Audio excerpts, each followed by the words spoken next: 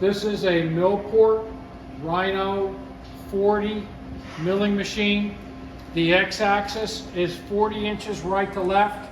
The y-axis is 20 inches front to back, and the Z is 20 inches of z-axis and has 25 inches of throat. The machine has a CENTROID control on it, which is an M60 control, which is a full 3D control. The machine has fast rapids in X, Y, and Z. And the spindle looks nice. And the spindle is a programmable spindle, up to 4,500 RPM. Has feed rate override and also a spindle speed override knob.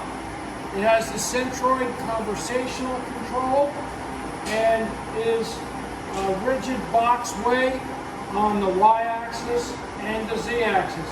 Has full weight covers. The machine is nice.